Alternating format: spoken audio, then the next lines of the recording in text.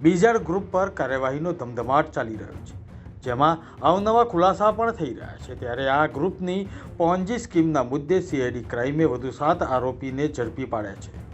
કૌભાંડી ભૂપેન્દ્રસિંહ ઝાલાના મુખ્ય એજન્ટ મયુર દરજીની ધરપકડ કરવામાં આવી છે। વધુ તપાસ કરતા બીઝેડ ગ્રુપના માલિકની અલગ અલગ મોંઘી ગાડીઓ પણ કબજે લેવામાં આવી છે। આ ગાડીઓ રોકાણકારોના પૈસાથી વસાવી છે તેવું પણ બહાર આવ્યું છે। સીઆઈડી ક્રાઇમ ખાતે બીએન ગ્રુપ અને બીએન ફાઇનાન્સિસ સર્વિસ વિરુદ્ધમાં જે ગુનો દાખલ કરવામાં આવેલો હતો એ બીઝેડ ગ્રુપના, તો એ સંબંધે 7 આરોપીઓની ધરપકડ કરવામાં આવી હતી। એ 7 આરોપીઓ પૈકી 6 આરોપીઓ ત્યાંના ઓફિસના કર્મચારીઓ હતા અને એક જે મયુર દરજી હતો એ એમનો એક એજન્ટ હતો।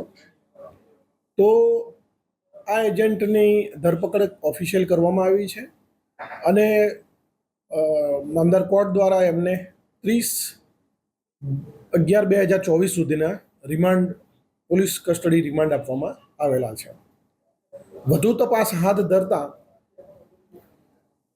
તપાસ દરમિયાન બીઝેડ ગ્રુપના માલિકની અલગ અલગ મોંઘી અને કિંમતી ગાડીઓ, વોલ્વો, મર્સિડીઝ, પોર્શે, ફોર્ચ્યુનર અને હેરિયર જેવી મોંઘી ગાડીઓ પણ સીઆઈડી ક્રાઇમ દ્વારા કબજે કરવામાં આવી છે।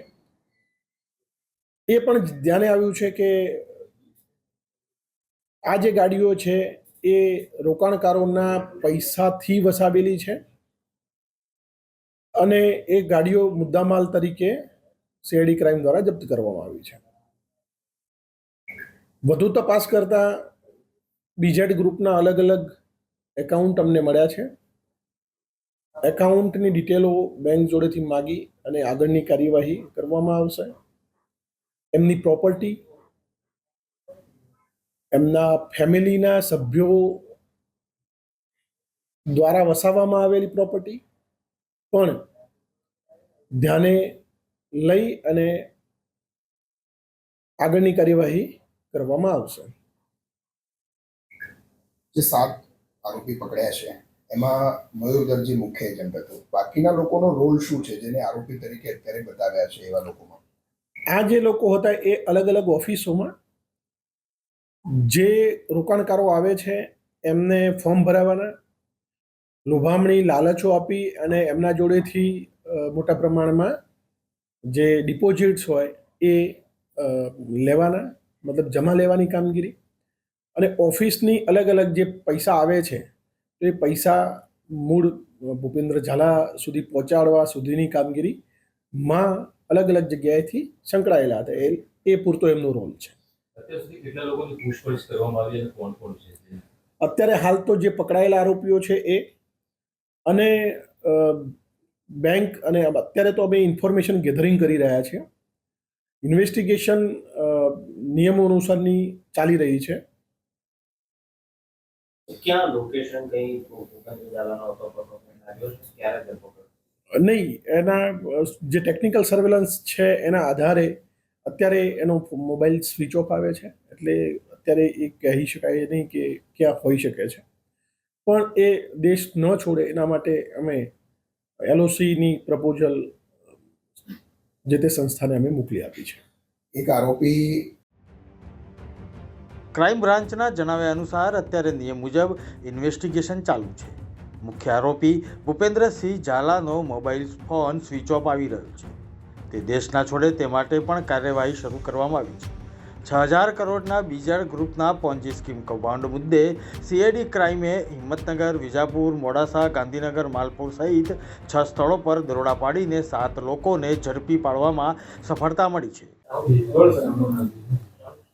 सीआईडी क्राइम गुजरात द्वारा जो बीजेड ग्रुप और बीजेड ग्रुप की कंपनी बीजेड फाइनेंस और फाइनेंशियल सर्विसेज पर जो क्राइम रजिस्टर्ड हुआ है उसमें 7 आरोपी को पुलिस ने अरेस्ट किया है।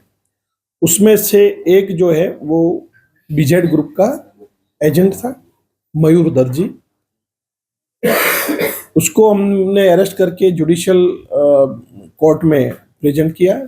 तो 30 तारीख तक उसका पुलिस कस्टडी रिमांड हमको मिला है। और जो इन्वेस्ट करता थे तो इन्वेस्टर्स के रुपयों से खरीदी हुई लग्जरियस गाड़ियाँ मर्सिडीज है, पोर्शे है, फॉर्च्यूनर है और टाटा की हैरियर गाड़ी है, वो क्राइम के मुद्दामाल के तौर पर हमने जब्त किए हैं। बीजेड ग्रुप के इन्वेस्टिगेशन के दौरान हमको अकाउंट मिले हैं, उसकी डिटेल्स हमने कंसर्न कोर्ट को भेज दी है। वो अभी मिलने के बाद उसका एनालिसिस करके फिर उसमें हम आगे बढ़ेंगे।